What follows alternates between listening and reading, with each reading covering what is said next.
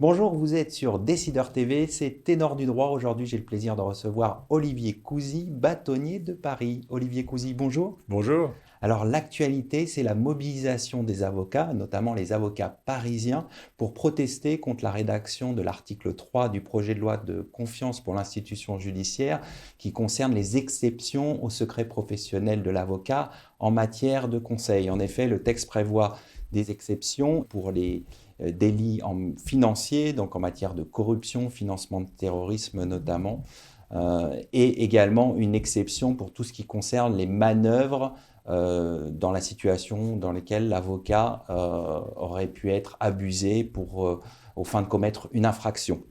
Donc vous vous élevez contre ces exceptions. Hier, les députés ont voté un amendement gouvernemental qui fait sauter la deuxième exception sur les manœuvres et qui réaffirme les prérogatives du bâtonnier en matière de perquisition dans les cabinets d'avocats. Êtes-vous satisfait de cette nouvelle rédaction du texte? Alors nous sommes évidemment satisfaits de l'évolution du texte, puisque ce sont des propositions que l'on avait faites avec le Conseil national des barreaux il y a déjà plusieurs semaines, mais nous, on est en même temps vigilants parce qu'on est un peu au bout du suspense dans cette histoire, puisque les choses changent à la dernière minute et qu'on a encore la version ou la position du Sénat pour la commission mixte paritaire. Donc nous restons vigilants, nous restons mobilisés.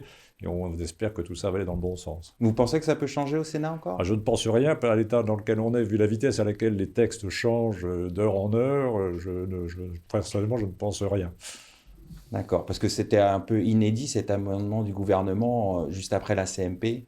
C'était inédit, mais surtout ce qui est inédit, c'est que le texte de ce même amendement a évolué en 24 heures. On a eu effectivement un texte, un projet de texte, on a eu des propositions et on s'est rendu compte que finalement était voté hier un texte qui se rapprochait de celui que le CNB proposait déjà depuis plusieurs semaines. Donc vous maintenez la mobilisation devant le Sénat tout à l'heure. Oui, parce que nous défendons, c'est vraiment très important de comprendre que les avocats, pour l'avocat en tant que professionnel, l'avocat dans son métier, le secret professionnel, c'est son ADN. Et donc toute atteinte ou tout risque d'atteinte à cet ADN doit être aujourd'hui défendu par les avocats. Donc tant que le texte n'est pas finalisé et stabilisé, nous maintenons effectivement des pressions pour que ce texte évolue dans le bon sens. S'agissant de l'ensemble du texte sur la confiance dans l'institution judiciaire, quel est votre avis? C'est plutôt un progrès? Alors ce texte est un progrès, nous l'avons dit, nous l'avons signalé avant la CMP précédente.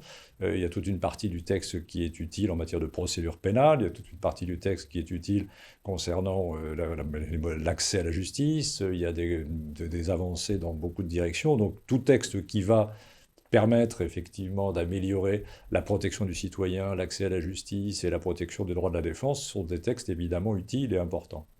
Alors l'autre actualité prochaine, c'est le 6 décembre prochain, c'est l'événement que vous organisez Paris Legal Makers, un événement dédié au développement économique par le droit. Quelle est l'ambition? L'idée, c'est que nous avons à Paris, au-delà de la communauté des avocats, nous avons une capacité à fabriquer du droit, d'où le titre Legal Maker. Et cette capacité, elle est exceptionnelle. Elle est particulière d'abord à Paris, puisque nous avons la plus grande proportion d'avocats à Paris exerçant d'autres origines, ayant d'autres activités au sens national, international. Donc nous avons un grand panel de confrères qui sont très compétents dans beaucoup de domaines.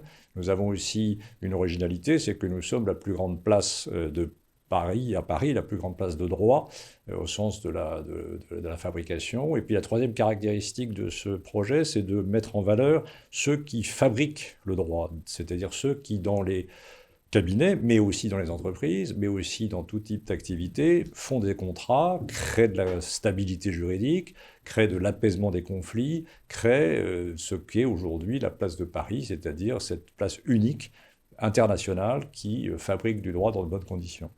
Alors c'est la dernière ligne de votre bâtonnat. Quel bilan dressez-vous de votre bâtonnat?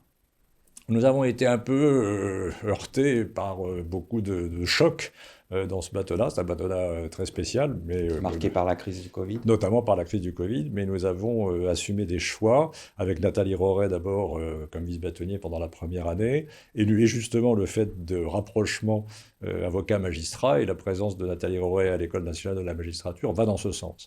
Mon ambition, c'était de donner aux avocats le maximum de soutien, d'accompagnement, le maximum de solidarité dans ces situations de crise. Donc nous avons fait sur le plan financier, nous avons mobilisé les fonds, pour donner du travail aux avocats, nous avons réduit les cotisations, c'était un effort économique très important, un effort de solidarité aussi par le lien, c'est-à-dire maintenir en permanence, grâce aux outils électroniques aujourd'hui, un lien entre les confrères, une communication, un soutien psychologique, un soutien juridique, ça c'était très important, et puis de continuer le métier qui était le métier de l'ordre et du bâtonnier, c'est-à-dire la défense des libertés, on a parlé du secret, mais la défense des libertés au sens large, avec des sentinelles des libertés sur les grands sujets de société, avec aussi cette capacité que l'Ordre de Paris a de mobiliser ce panel tout à fait formidable de compétences qu'il y a au sein de nos confrères, et donc de créer cette solidarité, cette confiance, se regrouper. Je pense qu'on a réussi à maintenir, en tout cas, pendant cette période difficile, un barreau de Paris efficace, performant. On a aussi créé une démocratie participative avec un système qui s'appelle l'Agora, c'est-à-dire une capacité pour les confrères d'exprimer des souhaits en direct. Et puis finalement, sur le plan international, aussi un programme qui s'appelle REPI, qui vient de démarrer, dont je suis très fier, qui est la possibilité pour nos confrères à l'étranger qui se sentent en insécurité de pouvoir venir à Paris quelque temps pour reprendre leur souffle, travailler, reprendre des contacts et pouvoir continuer leur activité. On va conclure là-dessus. Merci Olivier Cousy d'être passé sur notre plateau. Merci. Merci à toutes et à tous pour votre fidélité et à bientôt sur Décideur TV pour un nouveau numéro de Ténor du droit.